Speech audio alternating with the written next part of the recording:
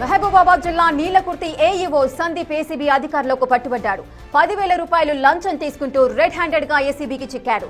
రైతు బీమా అప్రూవ్ చేసేందుకు గుగులోత్ వసంత్ అనే రైతు నుంచి 15,000 లంచం డిమాండ్ చేశాడు.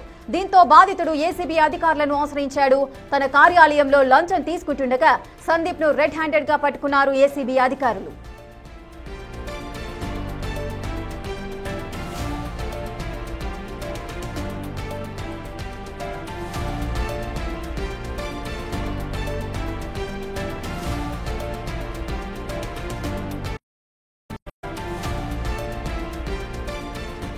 సార్ హైదరాబాద్ ఎక్స్పైర్ అయిపోయారు. అక్కడ నుంచి మా డాడీని తీసుకొచ్చిన కార్యక్రమాలన్నీ అయిపోయింది. ఇక రైతు బీమా కోసం అని చెప్పేసి అప్లై చేయడానికి వచ్చాను. అప్లై చేస్తే మీ డాడీ ఆధార్ కార్డులో డేట్ ఆఫ్ బర్త్ రాంగ్ ఉంది, ఇయర్ రాంగ్ ఉంది, ఇక సడన్ చాలా మిస్టేక్స్ చెప్తున్నారు వాళ్ళు. ఇక ఇది ఉంది అది ఉంది, మీ మమ్మీ ఆధార్లో మీ డాడీ పేరు లేదు అనేసి అన్నారు. ఇక నాకు అప్పుడే అర్థమైపోయింది సార్, వాళ్ళు డబ్బుల కోసం ఎక్స్పెక్ట్ చేస్తున్నారు నా దగ్గర అని చెప్పేసి అర్థమైంది. సో ఇలా మాట్లాడాను వాళ్ళతోటి. ఎలా అంటే ఒక 20,000 అవుతుంది అనేసి అన్నారు. సో 20,000 నా వల్ల కాదు, మా డాడీ హాస్పిటల్లో నేను చాలా పెట్టాను, ఇవ్వాలనేసి ఇచ్చేస్తాను నేను అనేసి అన్నాను. అయితే అప్పటికే ఒక 15K అయినా అరేంజ్ చేయి అనేసి అన్నారు.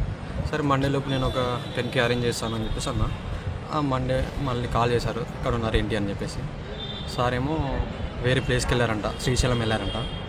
ఇక్కడికి రావడానికి టైం పట్టింది. నిన్న కాల్ చేసి నేను బయట ఉండే, ఈరోజు వచ్చాను. అంతా మా ఫ్రెండ్ మొత్తం మాట్లాడి సెట్ చేశారు సార్ తోటి. ఇప్పుడు నా దగ్గర ఉన్నాయి కాబట్టి ఇచ్చేసాను సార్. లేని వాళ్ళ పరిస్థితి ఏంటి? మహబూబాబాద్ జిల్లాలో అవినీతికి పాల్పడుతున్న ఒక వ్యక్తిని ఏసీబీ అధికారులు రెడ్ హ్యాండెడ్ గా పట్టుకున్నారు. పూర్తి డీటెయిల్స్ మా ప్రతినిధి యశ్వంత్ అందిస్తారు. యశ్వంత్.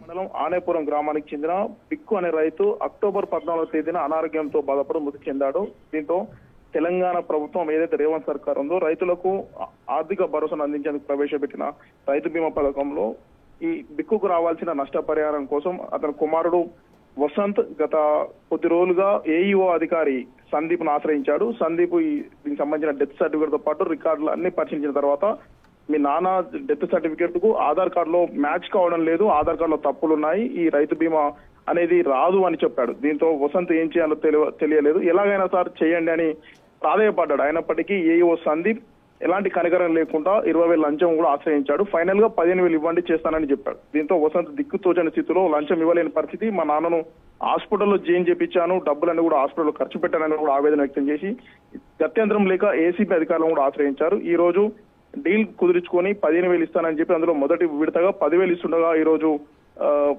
ఏసీబీ అధికారులు రెడ్ హ్యాండెడ్ గా అతని పట్టుకున్నాడు. దీన్ని రిమాండ్ కూడా తరలిస్తున్నట్టు ఏసీబీ డీఎస్పీ సాంబయ్య తెలిపాడు. ఒక్కసారిగా ఏఈఓ కింది స్థాయి ఉద్యోగి 10,000 లంచం తీసుకోవడం జిల్లా వ్యవసాయ శాఖ అధికారులు కూడా కలకలం రేపుతుంది. రేఖ. యశ్వంత్, మరి సందీప్ అనే వ్యక్తి గతంలో కూడా ఈ విధంగానే లంచం డిమాండ్ చేశారా? అటువంటి ఫిర్యాదులు ఏమైనా ఉన్నాయా ఆయన పైన?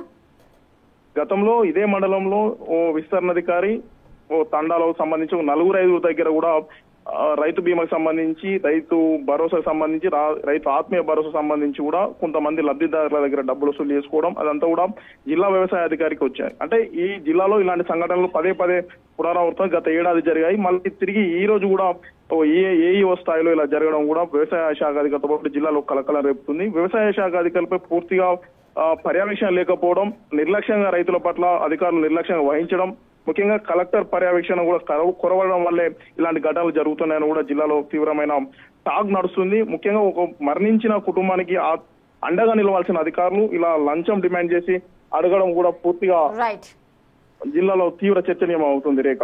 Right, thank you Yashwant, thanks for the details. ఇక మహబూబాబాద్ జిల్లా నీలకుర్తి ఏఈఓ సందీప్ ఏసీబీ అధికారులకు అయితే పట్టుబడ్డాడు. 10,000 రూపాయలు లంచం తీసుకుంటూ రెడ్ హ్యాండెడ్ గా ఏసీబీకి చిక్కాడు. ఏసీబీ అధికారులు అయితే చర్యలు తీసుకునే అవకాశాలు